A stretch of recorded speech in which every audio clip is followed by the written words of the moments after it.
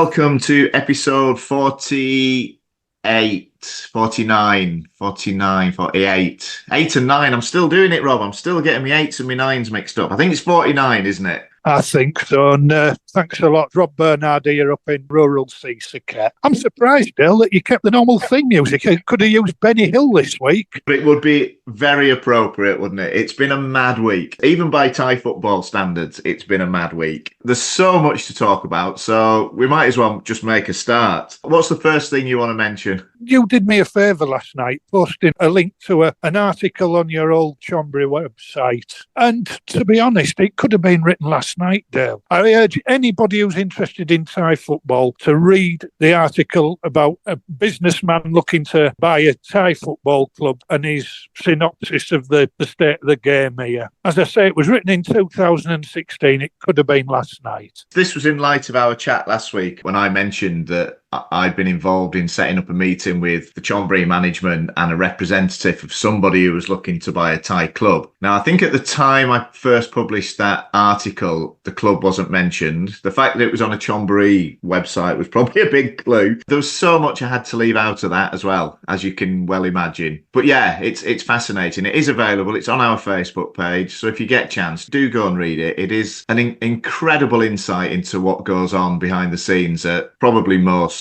if not all, Thai football clubs. Man, I think it emphasises the point. Just go and enjoy it for what it is. Save ourselves a lot of time and energy going round in circles trying to discuss it because nothing's going to change. It certainly seems that way. And like you say, it's not worth getting worked up over things that you have no control over either. I mean, you know, you've got the choice whether to go to games or not. I think the vast majority of us, of those who do follow Thai football, do enjoy it. You know, the whole occasion. You state pretty much every week on this podcast, it's not just about the 90 minutes. It's about everything that surrounds it. And I can honestly say that that's what gives me a lot of pleasure. And, you know, the football's just an excuse, isn't it, in a lot of cases? It sure is, but we care passionately, Dale, and it's so disappointing. I mean, on Wednesday night, watched two excellent League Cup semi-finals. They showcased everything that was good about Thai football. And then the natural discussion when they're going to play it. And before you know it, absolute chaos. This is the constant changing of the dates of the two finals, isn't it? The FA Cup and the League Cup final. It has, and it's led to the FA president being left in a really weak position. Now, it's never going to be easy for the first female president of any FA, especially in a culture such as Thailand's. And I don't feel sorry for her. But she weakened her own position the way she looked after Rishi in many ways, and Mano was dumped. People of power aren't stupid. They grasp these opportunities. But it's terrible. These are really intelligent, top business people.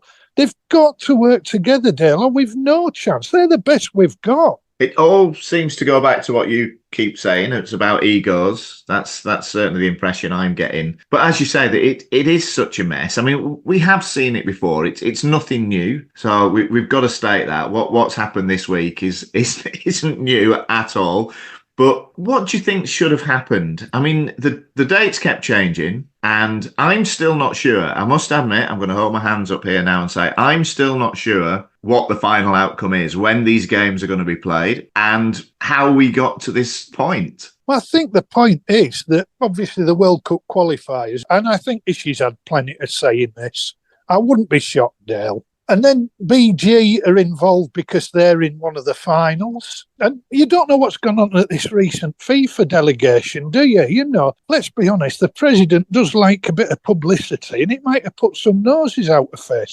We can only guess. But then Kanchanaburi obviously saying, well, look, we've paid all our players, we need to play then, otherwise we can't afford to. And then True getting involved today and saying, well, if we don't have the final on that date, we're pulling the pin from our TV deal because they sponsor Bangkok United and it'll affect their AFC. It's just a horrible mess, I think. And it'll never happen, but she had two choices, really. Resign or say these are the dates and that's it. If you're going to resign, resign. Just doesn't happen here because then it leads to losing face. It's a mess. I personally would say these are the dates, that's it, and be done with it. You know, there comes a point, doesn't there, when you've just got to draw a line, and that would be the line. These are the dates. That's when we're going to play it. End of story. personally, I thought they got it right. There would have been enough time to play the League Cup final next Thursday. The two Bangkok-based sides could have got it on, playing it at Thammasat dead easy next Thursday. And the FA Cup final next Saturday. Now, that still gives 6 or 7 days before the next game against China. But to state that that's when they're going to happen and then, oh, no, they're not, suggests to me somebody said, hang on a minute, I'm not happy with this. We did say, Dale, in one of our very first podcasts, the 3 big owners who are putting the money in are going to want something in return. And so it's proven. Anyway, I guess it'll just rumble on, and there'll be more and more developments over the coming few days, and we'll just have to wait and see what happens. Again, it's something that's completely out of our control, so we're just watching it all unfold, aren't we? If I could just, friend of the show, Toby, give him credit with his post the other day, which could be used ad infinitum. Why Thailand will never progress in football terms at club and international level, summed up in one post. How much usage could you get out of that? And it's not just the Football Association and the league and all the rest getting involved in it. A couple of clubs have made some pretty big decisions this week as well. One at the top, one at the bottom. Which one do you want to mention first? You can't work the owner out, can you, at Buriram? He probably kept the previous coach on far too long, brought in another guy who's unbeaten, and then he sacks him. But again, we've seen posts this week on social media about the whole way that the owner runs it there. His way or the byway. It's a strange one, isn't it? I did read the statement from the outgoing coach, and it was something about, we have agreed to part because we have differences in the way that football should be played, or something to that effect, wasn't it? Very diplomatic. Again, we can only speculate as to what's gone on behind the scenes. But it is a strange one. And I mean, it certainly doesn't seem to have affected Buriram United in any way, shape or form at all. Again, watch this space, and close season's going to be very interesting to see what happens at that club and who they bring in to take, I was going to say take charge, but who they bring in to be second in command is probably a better way of putting it. And what about your club, Dale Chonburi? What do you make of that? Well, again, it's a strange one. A lot been happening over the past couple of days. Obviously, Sassit has resigned about 24 hours after saying he was ready for the battle to leave the club back into the top flight. Personally, I think he should have gone after the unfortunate incident last year. That was the time he should have gone. That was the right time to go. I think he did actually resign, didn't he? But he was brought back into the fold, which was a huge mistake, in my opinion. But developments, they brought in Sintavichai and Peepop as head coach. So Sintavichai is going to be team manager, which is a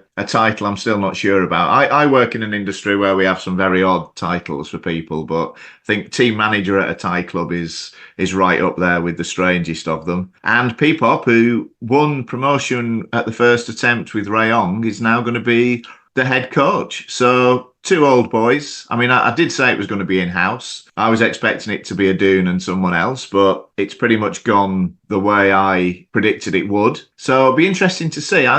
From a Chonburi point of view, I'm pleased that Peepop's got the job. But on the other hand, I would have loved to see him have a crack in the top flight with Rayong after getting them up. Yeah, congratulations, by the way, to Rayong. A good end-to-end game last night. No goals, but plenty of good football in there. Really strong endeavour in the pouring rain. Yeah, atrocious conditions again, wasn't it? I think those 2 games have probably been played in the worst conditions of any 2-legged final I've ever seen, I think. Yeah, I'll be touching on bad weather in a little while. Oh, that's good, because that's all we've had this morning. It's absolutely throwing it down here. So yeah, feel free to talk about bad weather, Rob. I can chip in plenty with that. Hi, my name is Fran, and I'm listening to a Thai football podcast. Now, obviously, we covered it at length last week, Chonburi's relegation, but somebody made a point this week about the game in Sukhothai when Sukhothai played Ratchaburi, and Ratchaburi had a very late equaliser ruled out in controversial fashion. Now, it didn't end there, did it? Things kind of rumbled on after the match. And the fact that Sukhothai just pipped Chonburi and Police Terror to survival in T1 meant that goal played a crucial part in which teams went down. What do you make of that? Well, the referee was suspended for the rest of the season, which you can take or leave. You know, it might have been a knee-jerk reaction. We have seen those before. But the surprising thing to me, but not in a way after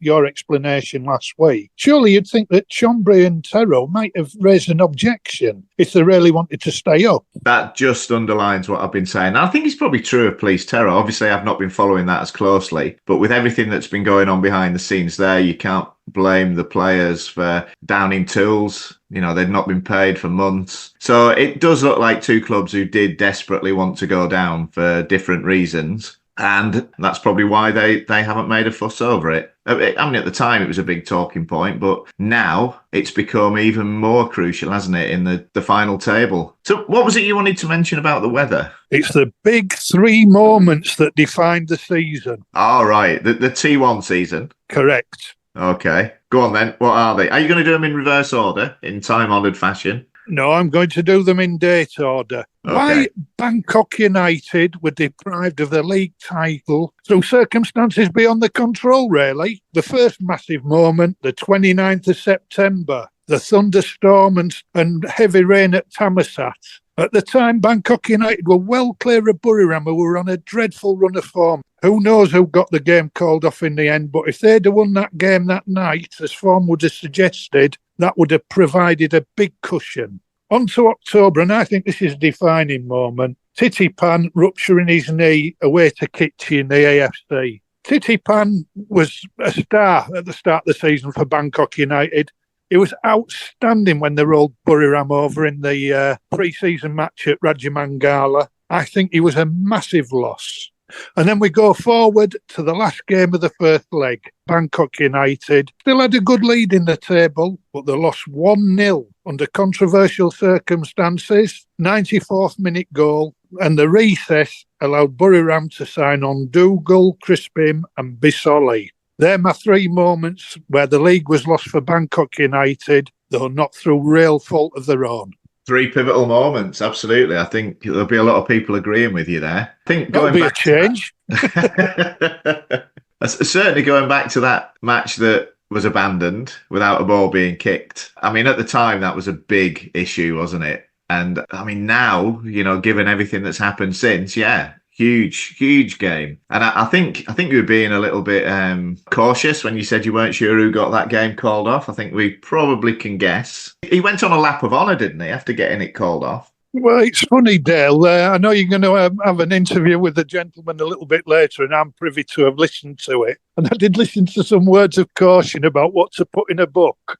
So I'm treading a little bit carefully tonight. That does lead us nicely on to our next item, which, as you say, is an interview with someone who's written a book. And this is Paul Murphy, who's been heavily involved in reporting on Thai football for a number of years. He's written an biography with Charyl Chappuis, and he's going to tell us all about it now. A Thai football podcast interview.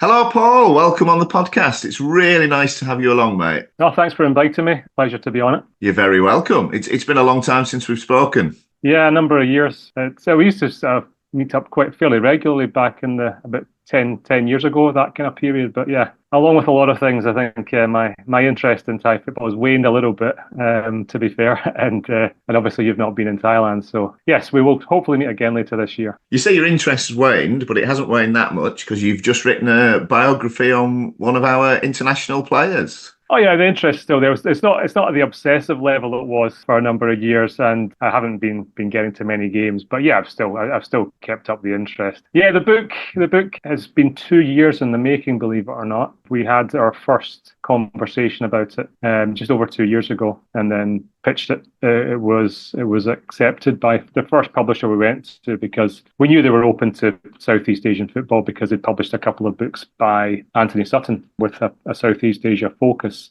And yeah, me and Charyl had a chat. We did a proposal and got to work on it quite a long time after that. The manuscript was more or less finished about a year ago, and then we had a couple of things to sort out, and then it took quite a long time to get it to this stage. But I'm delighted it has finally coming out. To get in that. So why Charyl Chappuis? What was the reason you chose him out of the multitude of Thai internationals you could have picked? Well, the most obvious reason is that he speaks very good English, and that's a huge barrier to some of the other of the other players. The reason I approached him about this was there was a time he was posting a few things on social media, like memories of some of the Thailand games in the last decade when he was a regular player. It struck me that he's got an interesting story when you go back to the Switzerland under-17 World Cup win, his move to Thailand, the fact that he played against all these big players at that under-17 World Cup and then was approached by Juventus with a view to signing for them, and then the switch to Thailand, and then becoming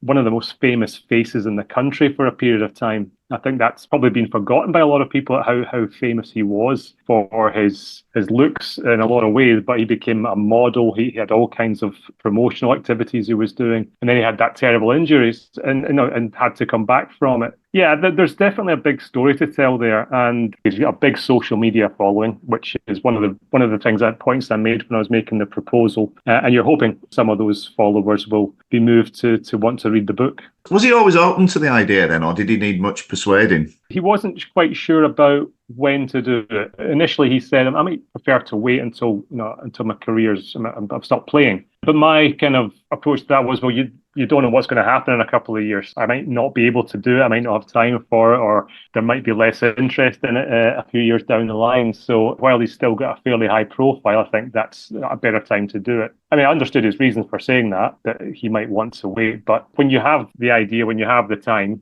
it's the time to do it as long as both parties are willing. But yeah, that was the main thing. He said, maybe wait until the end of my playing career. It's quite a big thing, isn't it, to put your whole life out there on the page? So how much detail have you gone into? I mean, you were talking about one of the things that interested you the most was his younger days, when he was in Switzerland. So how much of that gets covered in the book? Yeah, there's a chapter on that under-17 World Cup in Nigeria. And obviously there's a kind of chronological part, his childhood in Switzerland, and then leading up to that competition, how he became a professional football player and how that was a big part of his development and a huge achievement at the time. And I think the conversation we had at first was, you'll know obviously from living in Thailand that you have to be really, really careful about what you write about people. So we couldn't go into the more sort of controversial details, let's say, that might have happened in his time in Thailand. He did say, if I could be completely honest, you would have a bestseller. But obviously, we can't go into certain things, especially if we both want to stay in this country. Charyl has a Thai passport; he'll be fine. But if I wrote the wrong thing about the wrong person, I could be the victim of a social media campaign to get rid of Paul Murphy from Thailand. So there's as much detail as you can, certainly about his own life, but about other certain things that we've sort of skirted around certain incidents for just to be careful. It must be quite difficult to do that. How do you know where to draw the line? Is it something internal that you think, just a minute, I've said too much? Or do you get someone to read it and point things out to you? How do you know where that line is? Well, I think we had a mutual understanding. We did speak about it at first, and a couple of times, obviously, when we were having conversations, he might say something, and I would immediately trigger. I said, "Are you okay for me to put that in the book?" And sometimes he would say, "Oh, no," and then sometimes he'd say, "Yeah, that's fine." And of course, because you're just having a normal conversation at the time, it's being recorded, obviously, so I've got to go back and take stuff out of it. And, Charles obviously had to read and check it as well. And at the end, I don't think there was anything in there that he wanted to take out, but I think it was basically self-censoring as we went along. But yeah, you get autobiographies of players in the UK, and they'll be talking about crazy nights out and incidents in the dressing room, and there's not going to be much of that, but there will be. There's enough interesting details, and I think sometimes you have to maybe infer what's happened rather than naming names. The key to anything when you're reading about Thai football is just read between the lines. I think that's where the real story is, isn't it? In a lot of cases. Yeah, absolutely. So is there any story you can share with us now? Obviously, you don't want to give too much away, but this can be a little trailer for the book, like a cinema trailer. Right. So is there any little story you can share with us now just to whet our appetites further? Well, I mean, I like the story about the World Cup when they were in Nigeria, and obviously going to Nigeria, there was they took their own food, they took their own chefs because they were quite apprehensive about the conditions they were going to be in. The rule they had at the time was nobody eats anything that's not been prepared by the team chef. But I think after they'd won the first couple of games, they got invited to the Swiss ambassador's residence in Lagos, and then the next day the team all got sick. And they had to play Brazil a few days later, I think, and said basically one day the whole team was wiped out with food poisoning. But they said they couldn't turn down an invitation from the Swiss ambassador, but that could have derailed their whole competition at the time. So they're playing against Neymar and Philippe Coutinho, and I think Alisson Becker was there as well, possibly, if I remember rightly. I think that kind of made me laugh. The idea that they could have that experience and like be on their way to a World Cup triumph and then have the country's ambassador almost sabotaging their whole campaign. I think there's lots of information where I really like the chapter. I mean, it's not a good chapter, but I think the injury experience was a really eye-opening one, because when you look back, very few players can come back from 16 months out. It doesn't happen very often in the modern game, and I think the very difficult thing was that he couldn't be straight with everybody about the nature of the injury, because he had so many endorsements. The club didn't want to be upfront about it because there was too much riding on sponsorship and things like that, and he was a big part of their image. So he couldn't quite say how long he was going to be out for at the beginning, because it was not good for the club's image. And that was very frustrating for him, because it led to a lot of speculation that he might not be as injured as he was saying. But yeah, I think the chapter about the injury, just giving the full story about that, is an interesting one. Yeah, and a chance to put the record straight as well. Yeah, exactly. So I'm really looking forward to reading this book. Can you tell us when it's likely to be out and how we can get a copy? Not me personally, I mean people listening. I'm not trying to get a freebie from you, Paul. I'm just saying how your chance now to publicise when the book's out and how people can get hold of it. Oh, the freebie can be arranged. I'll talk to you about that later. But well, Matt Riley did offer one as a competition prize. So if he's set a precedent there, that's something for you to think about in the next couple of minutes. Yeah, the book launch date is May the 28th, which is a couple of days away. I'm not sure when this goes out. It will already be released, I believe. But it's available already on Apple Books. The ebook is available there. It's also available on Amazon. The Kindle version is there, and the paperback will then be available as well on Amazon in a couple of days.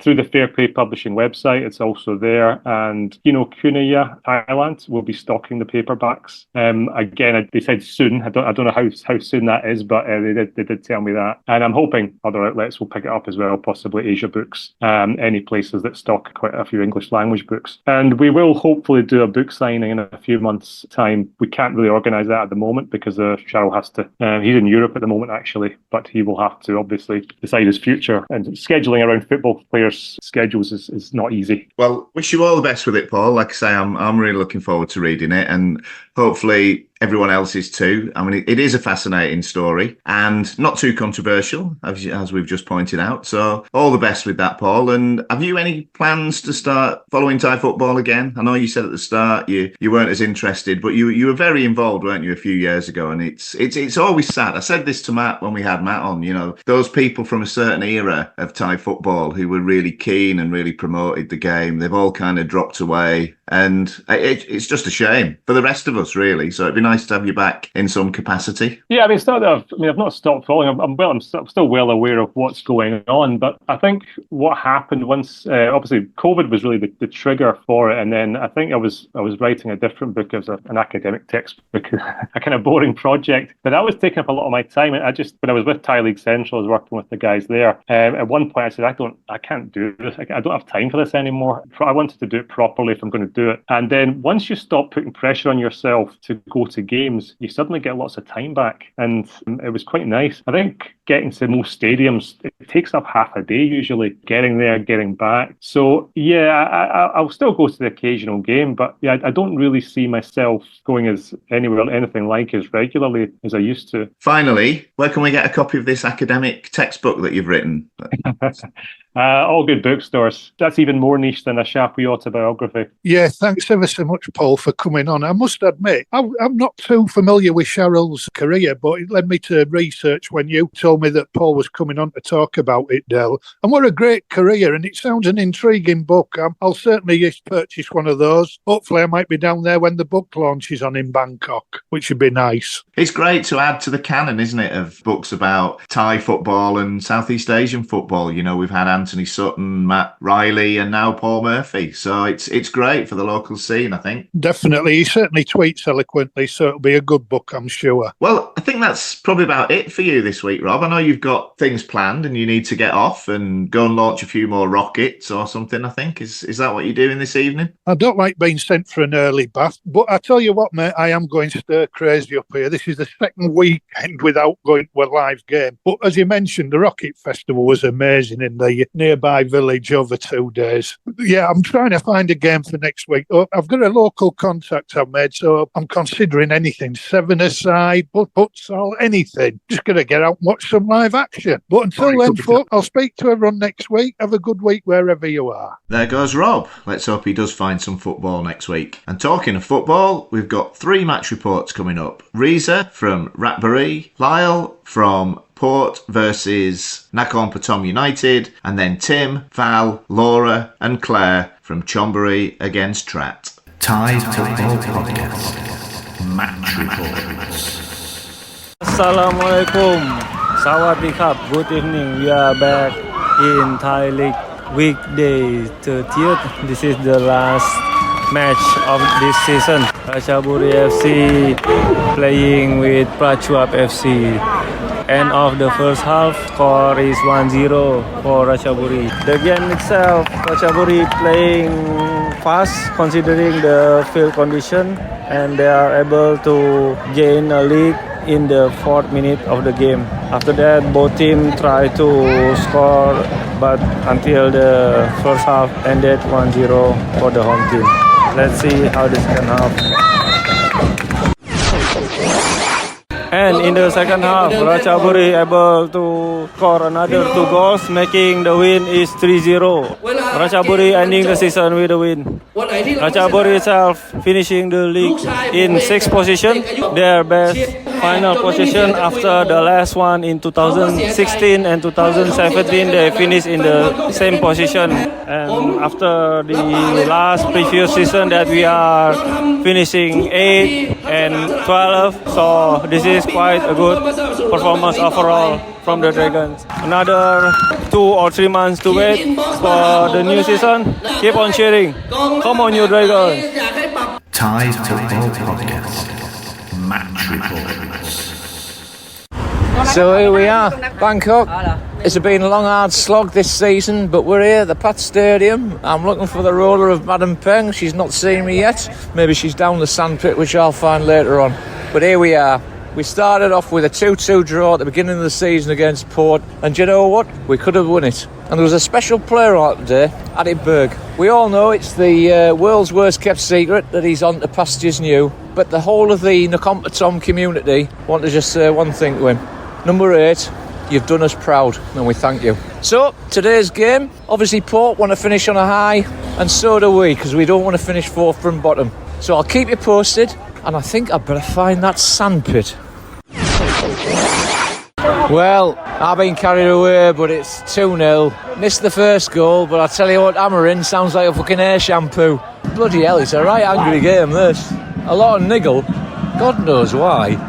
We're wet, the beer's flowing, being outclassed, we're having a right good laugh. Second half, we shall see. Nakhon Pathom United 0, Port 2. And we're hammered.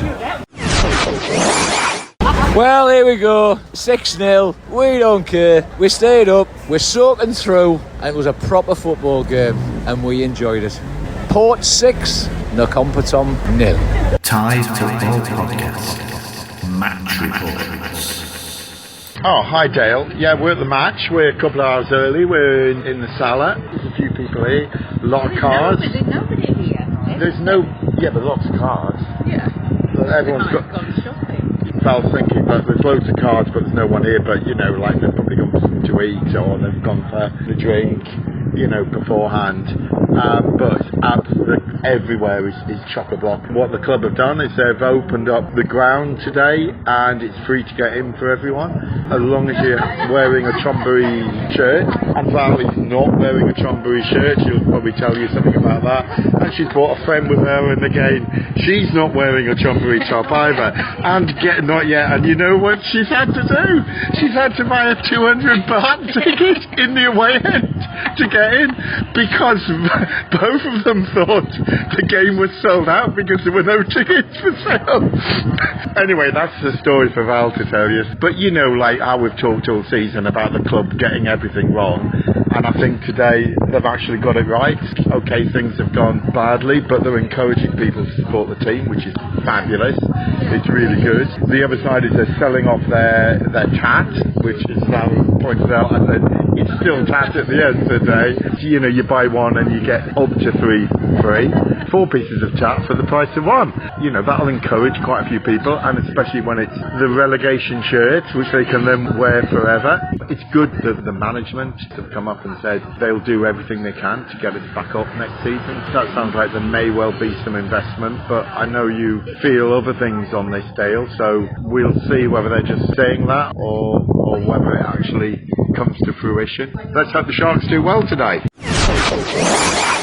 Oh, hi Dale. So Tim wasn't going to let me in the car, but it's because of the shirt I'm wearing. But I think you'll agree it is okay for me to have my Leeds shirt on today. Big match this evening, already getting nervous. So hopefully Leeds will win, and hopefully Chonburi will win. And I did say that if she came with a mag top on, there'd be no way she'd be getting in the car. I was like, well Tim, why on earth would I ever come with a mag top? No, but anyone coming with a mag top would yeah, well they would. We agreed that they would be. We are in agreement with it. Yeah. Yes, hello. I've just been waiting 25 minutes to get a shirt and to buy one get one free, but I just gave up. We've got 10 minutes left before the game in my seat. There are 63 Trat fans here today, so 2 more to shut up. So that's 65. That now is 9 times more than Patty United brought in their last game with us. So, on that score, that Trat are a seriously well-supported team. So there's a challenge out there to all those Patty United fans who make such a song and dance about their club and the fact that none of them travel. So let's hope next season we can see more than 7 that came the last time. There's a challenge there to the Patty fans. It's pretty full with 10 minutes to go. We're probably 70% full at the moment. And I'm just going to stand up here. I can see 1 or 2 people without Chonburi, 3 people without Chonburi shirts on. There are a lot of old shirts about. I'm actually wearing my famous Ekapan shirt, and that's a story in itself, because now that's going back 13, 14 years ago when I brought my son here, and we both had our favourite players. My son's favourite player was Ekapan and mine was Adol, so we got our shirts, we got the names on the back, and obviously, being lost to translation, I had Ekapan on my shirt and he had Adol on his shirt. And the badge has still survived, the old badge, sewn on, and it's very noticeable that every other shirt that I have, bar this season, the Chonburi logo has come off in the wash. Some guy has just sat in Daniel's chair. Am I going to tell him this is Daniel's chair? No, I'll leave it until Daniel comes. Yeah, Dale, looking forward to this. Okay, so we've got Claire here talking about the Crystal Palace strip of Trat. Palace? Oh, no, well, Trat. no, it's Trat, but the strip looks very much like Crystal Palace. Do you want to give us a critique of it, Claire? Well, it's quite nice. I'm not really quite sure what to call the colour. It's a sort of blue pink. Can't think what the name of that colour is, but it's nice, and it goes nicely with the blue of it's like a royal blue trim they've got on the sleeves and a centre panel. Maybe their socks are a little bit on the red side, verging on the orange, not quite the right match for that blue-red strip. Marks out of 10. 7? So it's one of the better strips. Well, it isn't offensive. It's not offensive. It's okay. It's nice enough, and it doesn't really, it doesn't really glare or anything. Yeah. Great match. Chonburi 3, Trat 2. Lovely game from Chonburi. I mean, to be honest, the scoreline flattered Trat, and the scoreline definitely didn't flatter Chonburi. We absolutely hammered them from start to finish. They had 2 chances. They scored 2 good goals. Well, 1 good goal and a penalty, which was a bit dubious to say the least. Chonburi had chance after chance after chance. We really could have run away with that. Maybe should have had 5 or 6 on today. Great performance. Shame we've got relegated. So Claire, what do you think? Well, it's a little bit sad. It's the end of an era, but start of a new era, and we'll be going to Trat, which is nice because we had a lovely time there last time. And Chanthaburi. And Chanthaburi, which I'm very happy about. So let's just see. I don't really know what to expect, but then again, I don't pay very much attention, so I doubt it'll make any difference to me. Thanks everyone, great reports there. Next up, we've got Bill Greaves with his summing up of Sukhothai's season. Where do we start? We now have to be looking forward to next season. The club never tell us anything. We're not supporters, we're just paying customers. We don't know what's going on with the team. Coach Lack, I like and I respect, but has he been a success this year? No. His game philosophy is to work at airtight defence and depend on breakaways for goals. How well has he done? Well, our ironclad defence, Trat and Police are the only 2 teams letting in more goals than Sukhothai. So the first premise of Coach Lack's philosophy he has failed on.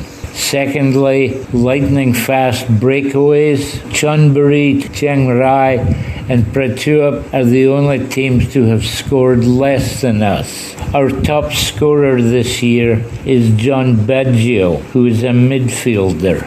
Bonilla was supposed to be our superstar striker. He got 8 goals for the season. That's not sufficient. His first job was scoring goals, and his second job was caring for and preparing his protege, number 91, Jakapong. And Jakapong scored 1. So, in terms of defence, we have had a miserable season. In terms of strikers, we have had a miserable season. Where are we going to go next year? The club doesn't care. Coaches are not a success. Bonilla, I suspect, is a bit of an egotist, and it will not break my heart if he leaves the club. Solda, centre of defence, I like. He has worked hard. Solda is near the end of his career. I would keep him on to help groom a central defender for next season, but he would be very much a part-time player. Saito, who finally got to play, showed me nothing. Jakret, I hope he stays on. Jakapong, he hasn't been great, but I'm hoping he can get better for next year. Arai, he's had a good season. I hope he stays on. However, right now, Sukhothai is in a very sad position. Our future looks dismal. There is no spirit. How bad is it, having spent somewhere between 75 and 90,000 baht on away games this season? Am I going to do that again next year? No. I will certainly go to the home games, but I am going to be a lot more particular about away games.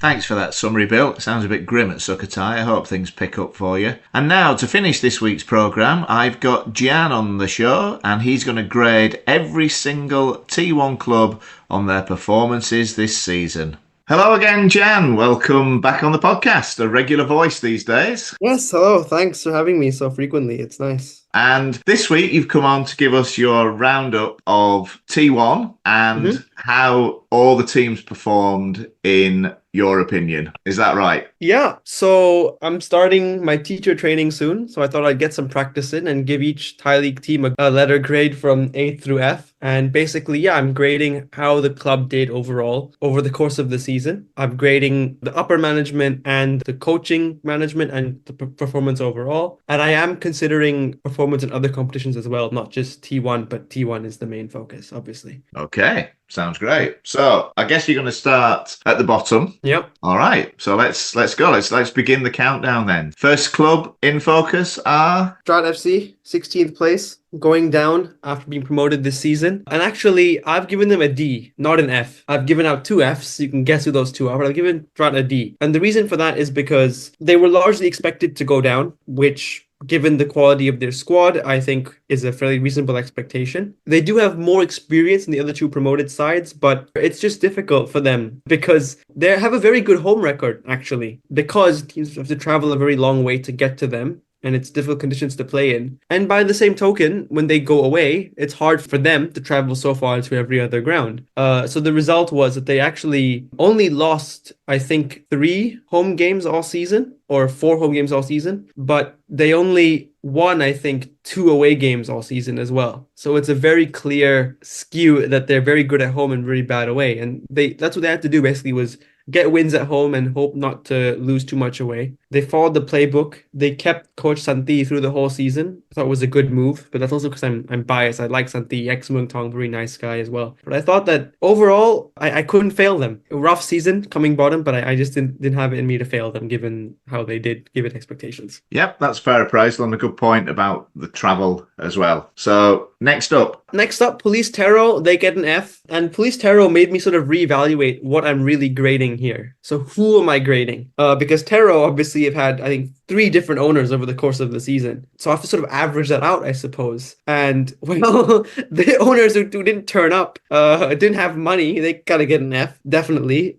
A very, very solid fail for completely botching their takeover of the club. And frankly, the old owners, Channel 3, also get an F for not doing their due diligence on who to sell to, because a basic Google search of the new owner's name will tell you that he was involved in a takeover of Saint Etienne, where he produced fraudulent bank documents to try and make that takeover happen. So to sell the club in those circumstances, that's also an F. And it's really sad because Brian Marquardt did a great job with Taro, making them sort of financially sustainable, solid T1 team. And then to give that up to somebody who didn't have the money to take it over and then have it just sort of floundered to a relegation was a real shame. Of course, they had a change of management. New players came in. Tan Cheng Ho from Malaysia became the head coach. But the way the club was going, it was inevitable that we didn't get relegated. And despite his best efforts, they were going to go down. So given the absolute crisis upstairs, it has to be an F. And an F for fraud in this case as well, allegedly. Allegedly. Yeah. Okay, I think I know what's coming next, but go on. Yeah, Chonburi FC get an F, unfortunately, Dale. Lots of crises as well off the pitch. Can I just say at this point, it shouldn't be an F, it should be an FFS.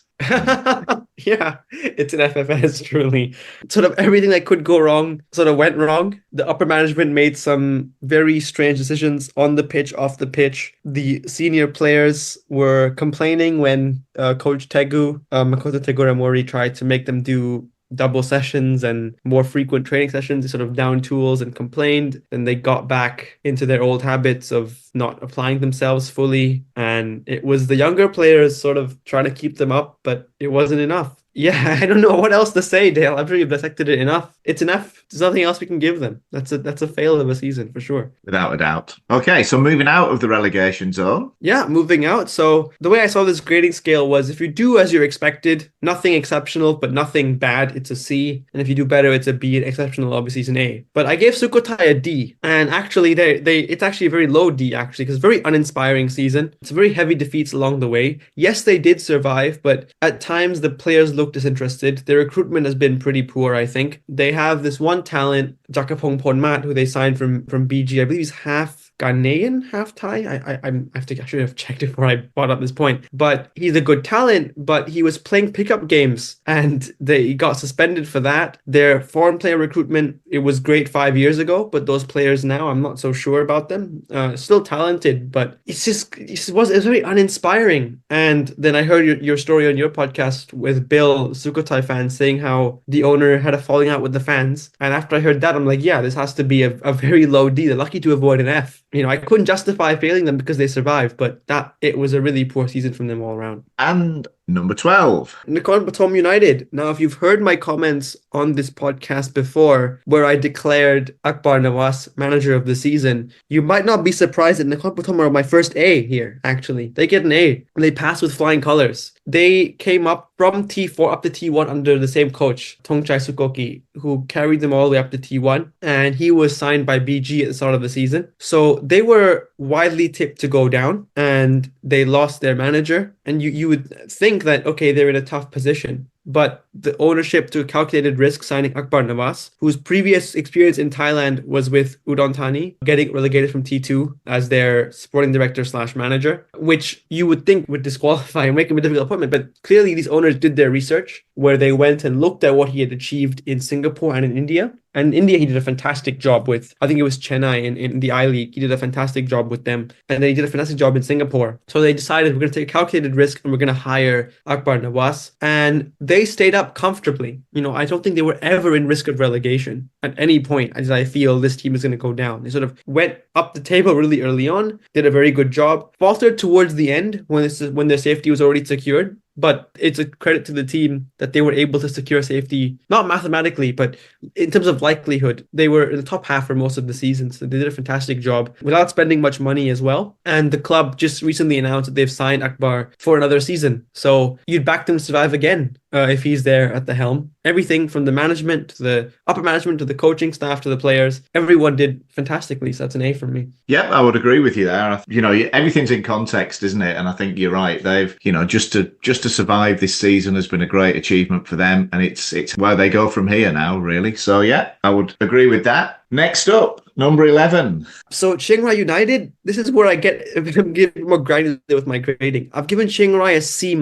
It's just above a D. I was tempted to give them a D, actually. I thought it was nailed on, but I thought about it some more. I'm like, okay, C-, because on the one hand, so what's the positive? Why do they not get a D? They survive on a very low budget, actually. They play a system, a style of football that makes them very difficult to beat. It suits the players they have. They recruit very well to suit the group that they have. And they work very well in this limited budget. So why is it a low C? Why is it on like a regular C? So C is like meet expectations. So why is it a low C for me? It's a low C because I think if they don't do anything big in the summer, they're sliding towards relegation. I think they are where Chonburi were a year ago. And if they don't make some additions and try to give themselves some different outlets, keep the same style of play if you want to. I mean, I know it's quite frustrating to watch, but if they need a new outlet, because if the promoted sides do well, which I think they will do, I think Korat and Nongbua can do well. I think they're right down there. They're at risk. I think only Sukhothai is a bigger risk than them. As you know, I really rate Nakhon Pathom in the direction they're headed in. So Chiang Rai, I'm giving them a C- as a warning that you have to do something. This can't be your par. You can't get comfortable here, because if you don't react, you're going to end up potentially in a relegation battle next season. So they need to make some signings, especially they need energy in midfield. They can't just have foreigners at the front and at the back, because in midfield it's only Sivakon, who is a fantastic talent, but he's aging. They need more energy in midfield, and they need to be able to win games against teams that are at the same level as them, because they're built to defend and counterattack, which is fine. But what happens when you're playing against another team that's doing the same thing? You need an outlet. You need to be able to attack and create more. So that's a C-. They need to get their act together. And they did have that really bad run, didn't they? Where at one point it looked like they could get sucked into the relegation battle, but I think a couple of wins on the bounce Saw them pull away. So yeah, we'll keep an eye on them if you're predicting them to be the Chonburi of next season. So into the top 10. Who's next up? 10th is Prachuap with a C+. Again, C is hitting the par, so C+ for Prachuap. It's not quite a B because they were in the relegation battle for much of the season and they had a really poor start. They signed Sasom, who is a cheat code at that level, and they got these 3 big center backs in to just sort of defend their goal at all costs. Yeah, so they managed to survive somewhat comfortably in the end with 10th place. I think 10th place does sort of flatter them slightly. They're way too talented a squad to be that far down on the table. They've got so many talented players. They should be doing a little bit better. So I couldn't give them a B, but they in the end, they made it look all right. They made it look comfortable. But for a long part of the season, they were really in jeopardy. I think that was true of a lot of clubs, wasn't it? It was very tight up until a couple of weeks ago, when then it became more and more apparent that the bottom 3 were getting more and more isolated. I think quite a few teams fit into that little category, don't they, of teams who struggled and perhaps could have been in danger of going down. Okay, so next up, number 9. Number 9 is Lamphun Warriors, and they get a C for me. I think it's similar to Prachuap, but to an even greater extent. You know, with the money and talent that they have, they should be pushing higher up the table. They've got so many talented players, and they've got a manager who really wins a lot. And if you look at Gama finishing 9th, that's unheard of. But at the same time, they improved on last season. They've done well to attract crowds and get engagement going in their province, and extra points for building a new stadium. That's done now. It's ready to go, and that's worth a lot in my book. When you look at the overall picture, it's hard to give a D. But I do think in terms of, if you look at on the pitch alone, they should be doing a bit better than they did, for sure. But if you look at where they're headed, the stability of the club despite the situation with the owner, they managed to ride that out, and they're moving into a new stadium next year. Oh, and I should note that they also get extra points for doubling their attendance as well. That's quite an impressive achievement that they effectively doubled their attendance figures from last year. They did something right in the marketing department, I assume. So Lamphun are similar place for me with that kind of thinking and building a new stadium. So clearly there's a long-term ambition for the club that exists despite the issues with the owner, and they want to continue growing, which is always a good sign. It's a real statement of intent, isn't it, building a new ground, and especially one that looks so good. And the facilities they're building around it as well, it looks like it's quite a good thing. Okay, and at number 8 in our countdown. Yeah, number 8 is Konkan United. They get a B, maybe even a B plus actually, because it's their highest ever T1 finish, despite missing their captain for most of the season. They struggled in the first leg, and they had a reboot in mid-season. From what I heard in the Thai media, they basically completely had a brand new preseason. They acted like, hey, now it's a brand new season we're starting now. They had a new preseason, full refresh, and it ended up working very well. And they have a knack for winning 6-pointers against other relegation clubs, so it puts them in good stead. You know, they're just good at, especially at home, but even on the road against fellow relegation teams. So that gives them an edge. And they're building a very young squad, a very talented player. So they've got 2 Chonburi lads, Sampan at left back and Chisanupong at right wing. And they have some players of their own, a couple in midfield and Jakit Palapon up front, who they've developed over a few years. It's going well for them. I think they're heading in the right direction. But again, next season will be important. Can they recruit the right foreign players to keep them up and continue growing? It's a B plus, almost an A, actually. I don't know why I didn't give an A, but yeah, it's a good season for them. I would agree entirely. I think they've done fantastically well this season. Regular listeners to the podcast will know I've recently moved to Konkan. The city is definitely on the up. The new airport is going to be fantastic when it's finished. There's a lot of development going on. It's a vibrant, large city now, and it deserves a club who are going to be challenging near the top of the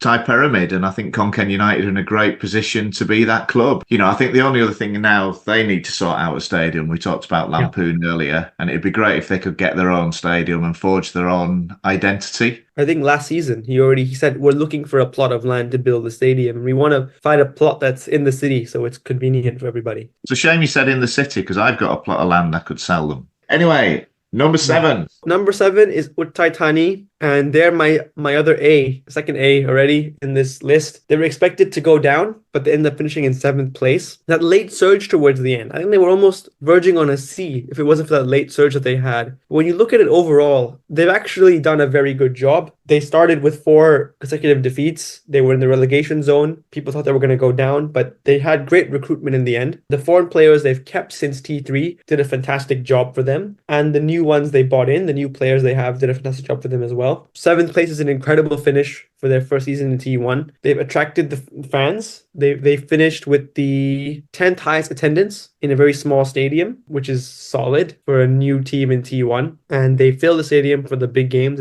as most teams of that size, stadium size, do. They built a new stand on it, so it looks like a solid T1 ground. And the atmosphere there has been great all season. The coaching situation was kind of interesting because I thought Mikael Stara, the Swedish coach that they had, was a very good hire, but they replaced him when it looked like they were in danger, and they got in Jakapan, who used to coach Chonburi, who was their academy manager and their assistant manager. And he sort of put a bit more attacking emphasis. He started playing Ben Davis in a midfield three, so he pushed them a little bit forward up the pitch instead of a back three, pushed them up a little bit more forward, higher up the pitch, and they scored more goals and ended up surviving comfortably. So they do a very good job with that. Interestingly, now they've made themselves the club for half ties. Very interestingly, they have James Beresford. They have, I think his nickname is Jack Charalampoos at left back. They have Ben Davis, William Wedersher, all these half tie players, and they're all in very high demand. So I think Jack Charalampoos is going to Buriram next season. James Beresford is a regular for the U23s. Obviously, William is on loan. Irfan Dalot is on loan from Buriram, but they're making themselves a development club, a club that can develop young players, and they've got a it's a very exciting team to watch because of that. And it's a very interesting niche for a club to try and fill. And they sense that we have this niche of not only young player development, but foreign half Thai players who are coming new into Thailand. And we know that that's quite a profitable strategy. I mean, Ratchaburi also do a similar thing where they brought in Kevin Dioram, Philip Roller,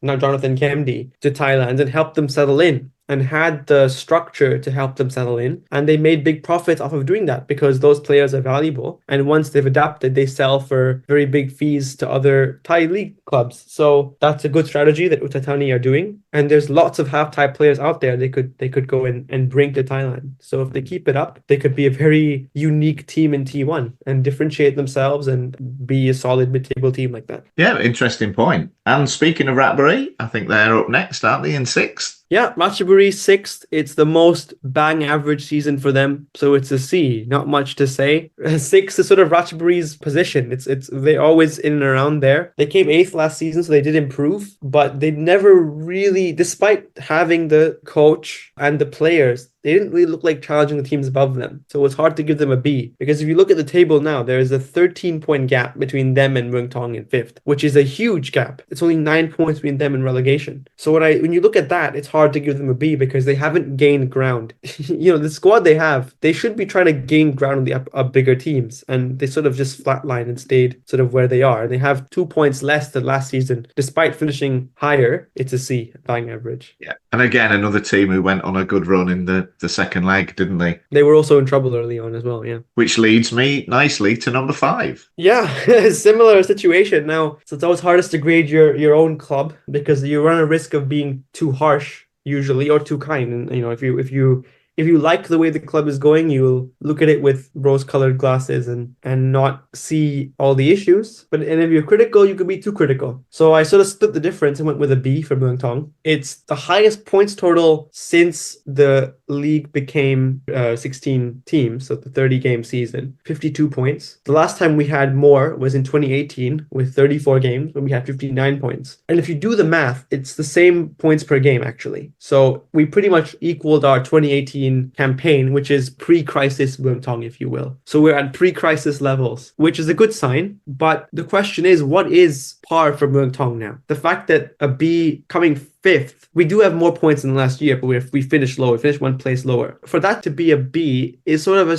demonstration of how the standards have fallen actually at Muang Thong, because that's below par for the old Muang Thong to come 5th. And I'm personally disappointed. I want to finish higher. But if you look overall, you look at the way we've improved players this season as well. So you look at Tanawat, you look at Jaren Sak, who looks like he's going to Japan. He's already hired a Japanese translator and is going on trial with a Japanese club next month to sign for the remainder of the season. You look at Kakana, came through the youth ranks. Songwood and Tirapat are both T1 center backs. It's very hard to produce a T1 center back, and we've produced 2. When you look at that and the way the building blocks are there, it's also hard to give a C. And I sort of pushed us up. I was going to give us a C, but given that I tend to be too critical of our own team, I thought I'll sort of give a B minus to balance it out. No, that sounds fair enough. I think the halfway stage, they would have bitten your hands off for a fifth place finish. I'm mentioning no names here, but I can think of at least one Muangthong United fan who'd probably give them a much lower grade than that. I think a few of us were not Milos's biggest fans because he took a very long time to settle on the football we're playing now. He played really bad football when he first came in, and we were screaming at him to stop this old school 4-4-2 long ball. It was painful to watch, and he's fixed it up. He's playing a 4-3-3 with three very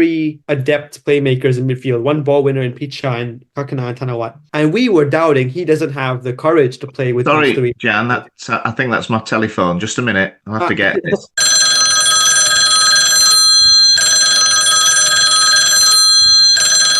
Hello? Oh, hi, Rob. Yeah, no, I'm just recording the rest of the podcast.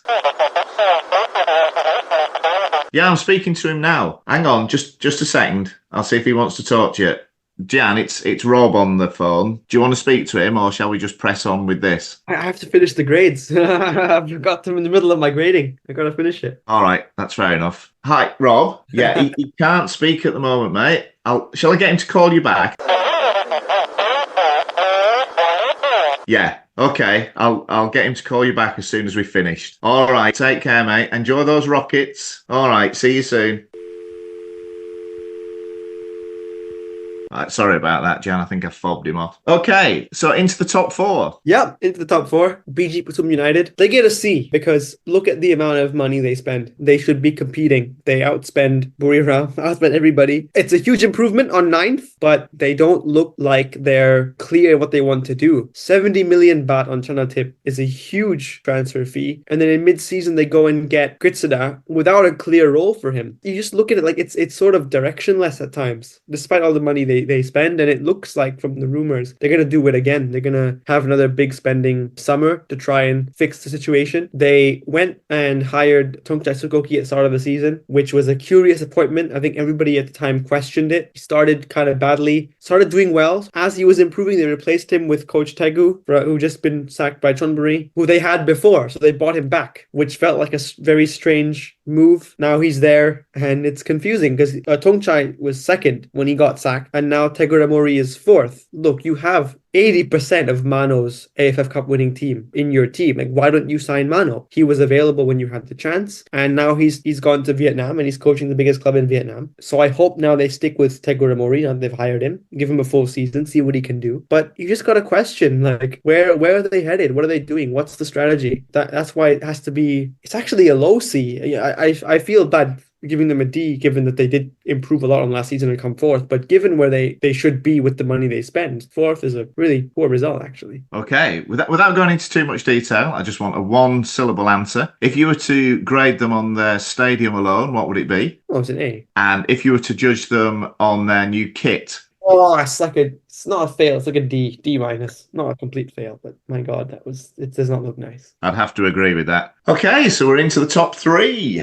Well, you might have noticed my tone with BG. They are rivals of mine. That was quite harsh on them, I think, with some of my comments. So I'm going to be a bit more fair-minded with Port, and I'm going to praise Port. Port get a B for me. And this pains me to do, but I have to be honest. They look really good under Rang San. They're actually playing possession football a bit more. That suits the players they have, and they're playing to their strengths. But they also have that resilience and the counter-attacking ability, and the quick transitions that make them dangerous. They're playing with this resilience now, this fighting spirit, which I felt was lost when Pang was the owner and quickly assembled this team of people who were strangers to each other and like Thai League All-Stars. They lost that fight, that fire in them, which I think the fans missed. And there was always just a segment of the Port fan base that didn't get behind Pang because they felt that the team she was assembling didn't feel like Port. It didn't feel like the Klongte working class vibe that had drawn them to the club. And of course, the stars are still there, well-paid stars at Port, but now they're under a stable management, a stable coaching setup, and they have that fight back. They have that fire back, and that was what Rang San was always known for as a player and as a manager at Tero, building teams that know how to fight, and Port know how to fight. And you saw them at Buriram. They were determined to prevent Buriram from celebrating the title on their watch, and they did. They succeeded with that. So they're heading in a good direction, and if they keep Rang San and they make the right signings, especially if they bring in good foreign players on the level that Buriram have, or even close to that level, they can make a run for the title next season. season with Rangsan at the helm, which pains me to say it, but that was a very good season. It's a B to B plus for me. Great season for them. Yeah, that's very fair-minded of you, and a good point as well. You know, I'm not really in the habit of Madam Pang bashing. In fact, we're probably two of our staunchest defenders on this podcast, but it's a good point. You know, now she's gone and that influence seems to have disappeared. They have probably come out of their shells a little bit, and like you say, you know, they can perform a little bit more without that extra pressure being on them. Rangsan feels like the boss. There's no boss next to him, and he's got the culture that he's known for building. They're actually decent to watch. I hate to say it, but they're actually decent to watch. Okay, we're up to number 2. Bangkok United is also a B+. I want to just preface this with I saw one particular individual, who I will not name, calling for Toshawan Sipan, the coach of BU, to get sacked. I cannot understand that for the life of me. This is a club that has not won anything. They won a Super Cup this season. They played their first ever AFC Champions League group stage and made it out of the group. A tougher group than Buriram had. They made it... no, I take that back. Sorry, I take it back. On reflection, Buriram's was tougher, but BU made it out of the group. They got into the round of 16 and they held their own against Yokohama, who went on to reach the final. So had they drawn a different team, like Kofu that Buriram played, they could have made to the quarterfinals and equaled the best ever performance of a Thai club in the Asian Champions League in their debut season. And they came second with 61 points, only 3 defeats all season. Had they not started well, and had they not spent so many weeks at number 1, they'd get an A. That'd be an A. They're in an FA Cup final as well against the T2 team, whether they're favourites to win. So that could be their first trophy. Like, that's an A season for me. It's just because you've had the bias of them being the top of the league for so long that they quote-unquote bottled it. And they did all this with their captain and by far standout player Titipan being injured for the whole season. And they managed to sign Viratep when he was on sale at Muangthong. He was the most sought-after player in the Thai league, and they managed to convince him by saying you're going to play as a starting 11 player in a settled system with the best Thai manager around. So that's a great season. But I can't give them an A because the narrative is that they bottled it. In truth, they kind of did. They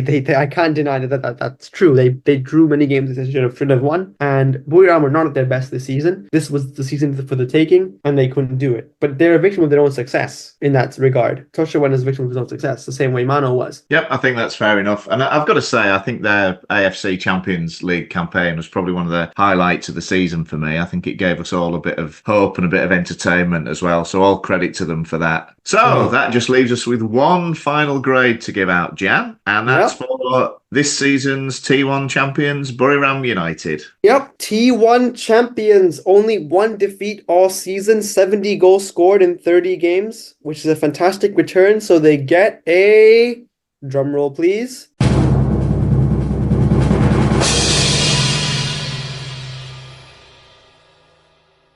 a B+.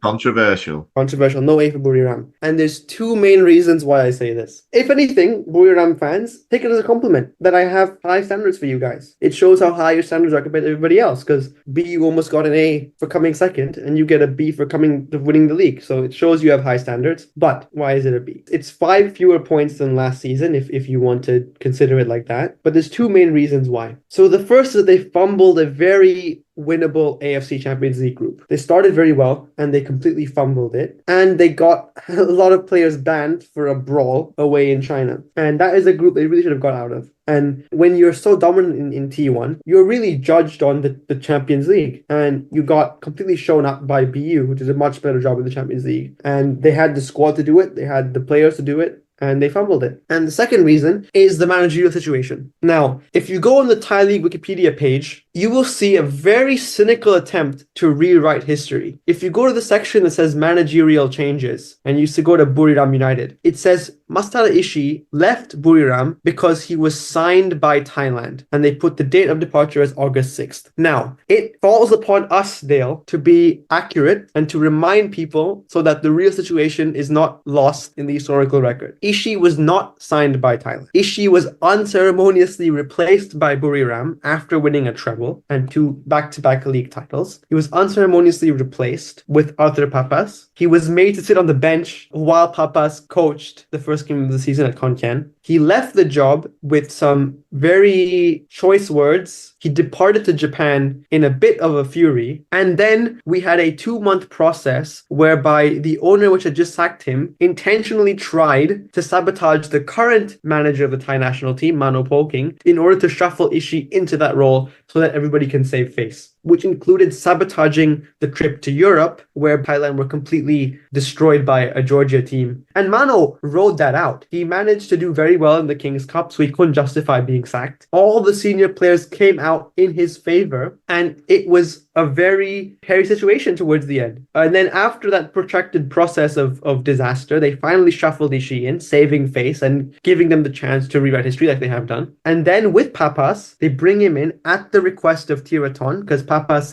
was Ange Postecoglou's assistant at Yokohama. So they bring him in at Tiraton's request. He starts poorly. The fans call for his head, but it's clear to someone who's sort of more dispassionate that he's building a team that plays the way Ange Postecoglou plays. I mean, not on the same level, but that sort of high pressing, high line kind of football. He's trying to build that. And just when he's getting it right, Tiraton goes at an international break and they sack him because his biggest supporter is gone. I think it's no coincidence that he gets sacked during an international break when his biggest supporter has left the team. Now, I hear the opinion said quite frequently that Buriram are by far and away the best team in Thailand. They're the best run. They're the most fantastic team and they're uncatchable. Does that sequence of events match that hypothesis? They're great at some things they do, I can't deny. They have a fantastic ground, fantastic fan base. They do some things fantastically. But that was a disaster. And then they bring in Jorginho Campos, who wins 7 out of the 9 games he plays and gets sacked after that as well. Are they really some enlightened, well-run, or well-oiled machine? Or is that a cobbled together, somehow winning the league because nobody could catch them situation? I think that's a good point, and that's a debate we're going to have another day. But I'm totally with you on the rewriting of history. There are 1 or 2 little issues in Thai football that always get my back up, and Buriram are involved in a couple of them actually,